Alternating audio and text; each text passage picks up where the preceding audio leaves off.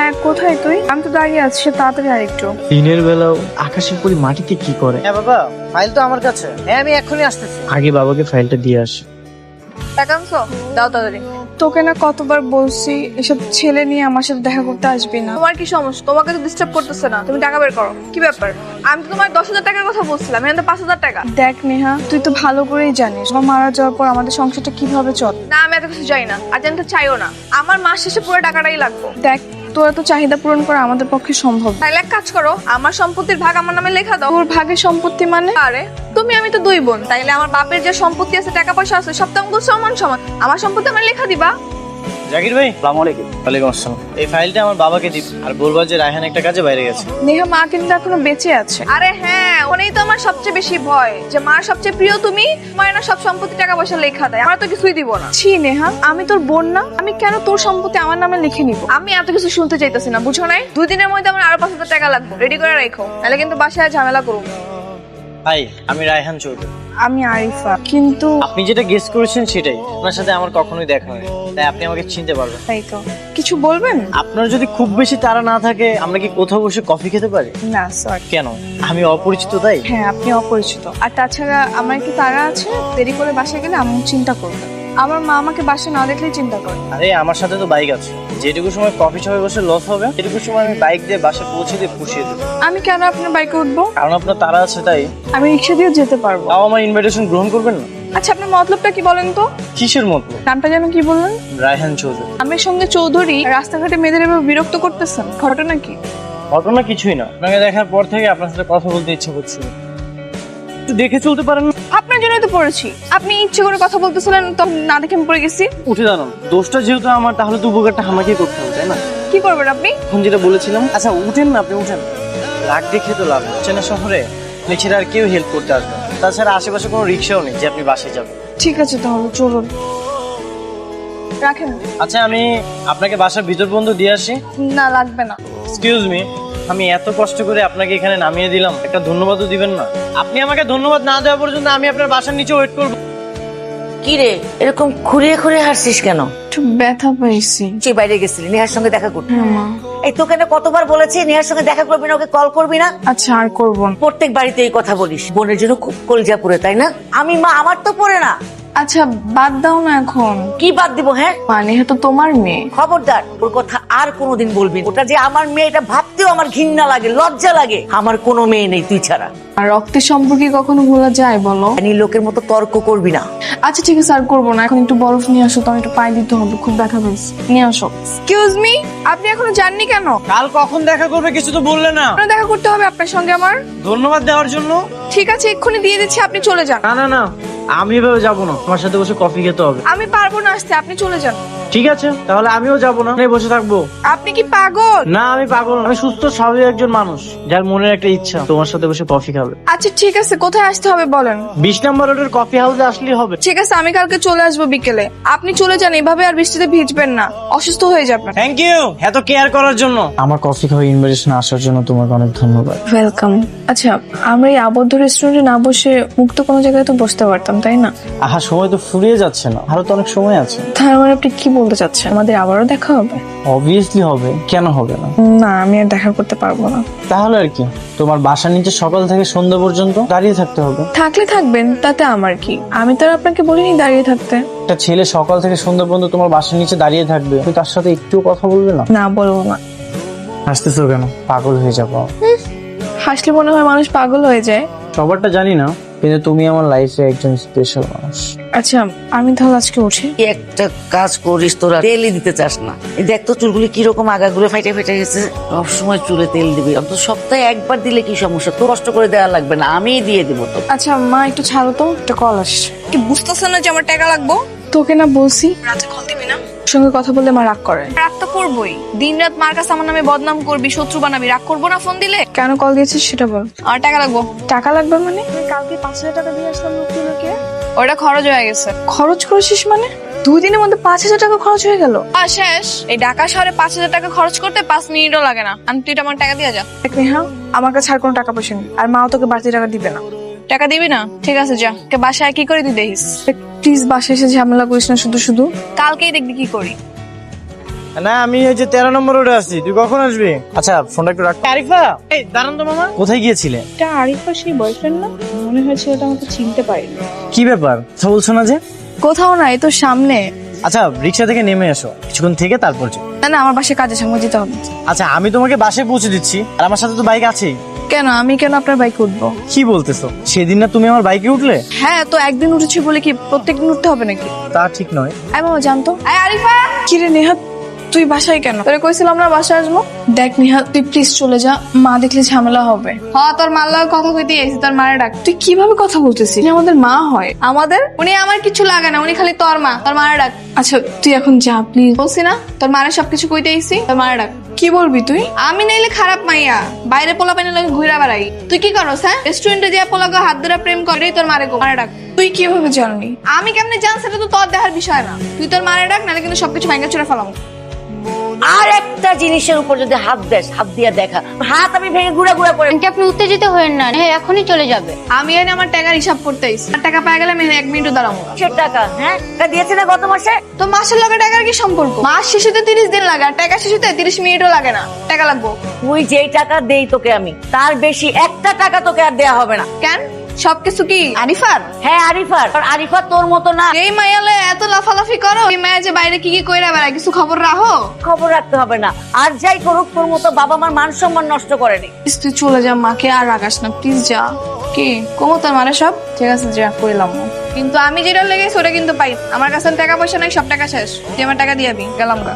কি রে, নিয়ে কিভাবে জানলো আমি কারোর সাথে কথা বলে দেখা করি? আমার মনে হয় তোকে কথা বলতে দেখছে। যদি দেখে তাহলে তো সর্বনাশ। এটা কাজ কর, ছেলেটাকে বল ঘন ঘন দেখা করতে পারবি না, ফোনে কথা বল, আর সপ্তাহে একদিন দেখা করে নি। হ্যাঁ এটাই ভালো হবে, তাহলে কালকে দেখা করে আমি সব বলে দিচ্ছি। জানে যে তোরা জমজ বোন? না আমি তো এখনো বলিনি। দেখিস পরে যেন কোনো সমস্যা না হয়। এবার বলো, গতকাল যাওয়ার সময় আমাকে ইগনোর করলে কেন? গতকাল ইগনোর? তাহলে কি এমন ভাবে কথা বলতেছিল যেন আমি তোমার কেউই না? তাই তো, আপনি আমার কে?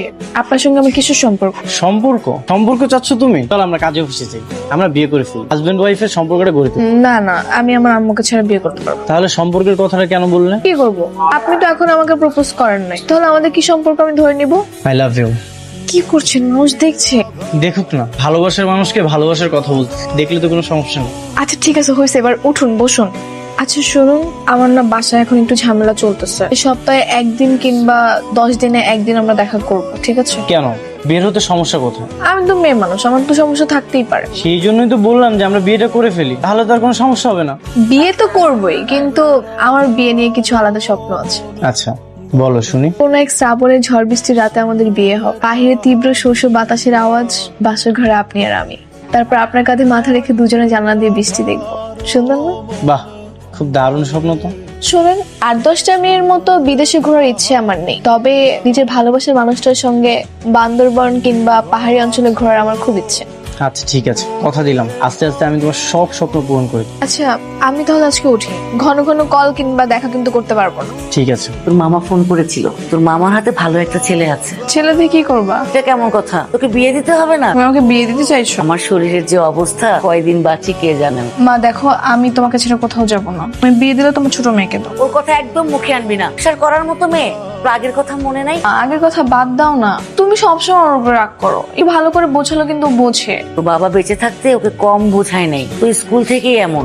শোন মা, আমি বেঁচে থাকতে থাকতে তোকে বিয়েটা দিয়ে দিতে চাই, তা না হলে ওই মেয়ে এসে সব দখল করবে, কিছুই করতে পারবি না। আমার কিন্তু ছেলে অনেক পছন্দ হয়েছে, মেয়ে ছেলের সাথে তোর বিয়ে দিবি। আমি তোর মামাকে ফাইনাল জানিয়ে দিচ্ছি, ঠিক আছে? তোমার সাথে কোনো কথা নেই, আমি তোমার উপর অনেক রাগ করেছি। কেন, কি হয়েছে আমার বাবুটার?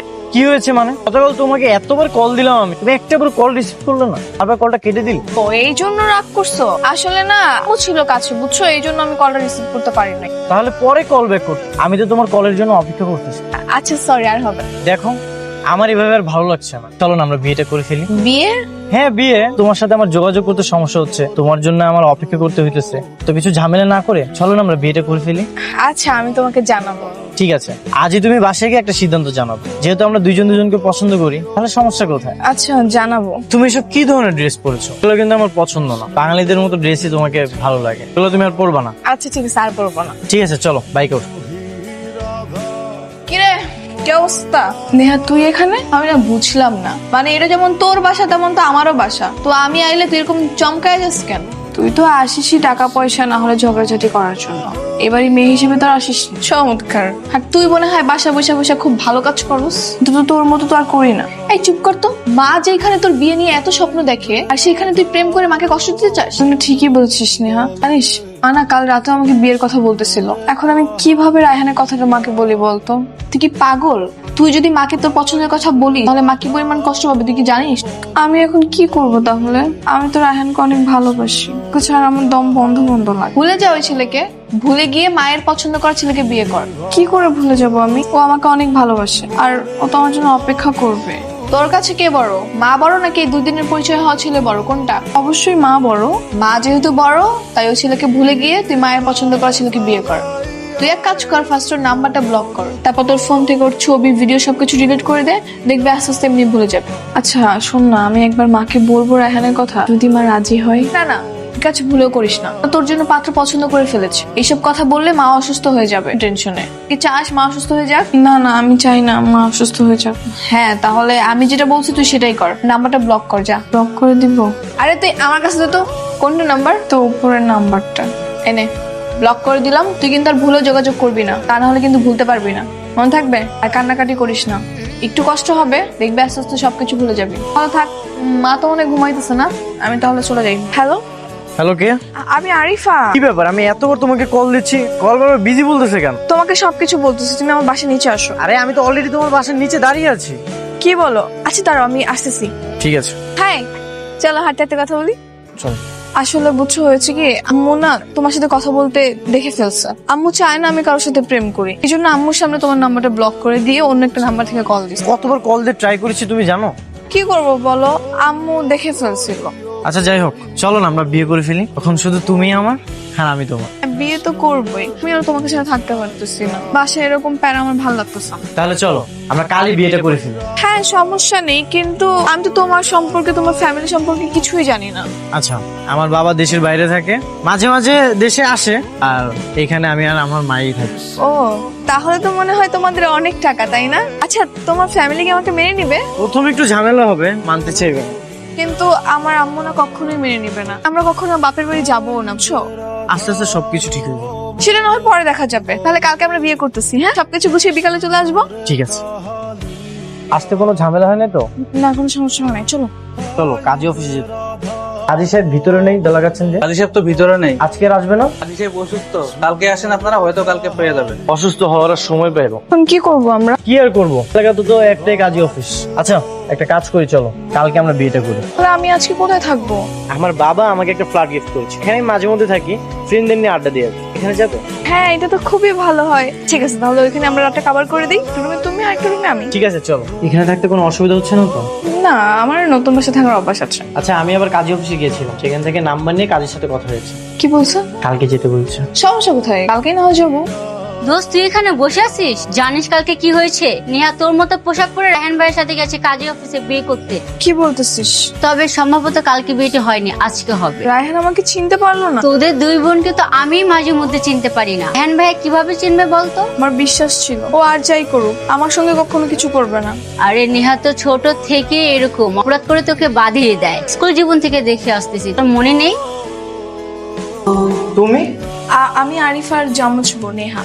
আরিফা তো আমাকে জমজ বোন সম্পর্কে কিছু বলেনি। ও হয়তো বলতে ভুলে গেছে। আচ্ছা, আমি ভেতরে যাই, ওর সঙ্গে আমার কিছু কথা ছিল। ভিতরে আছে।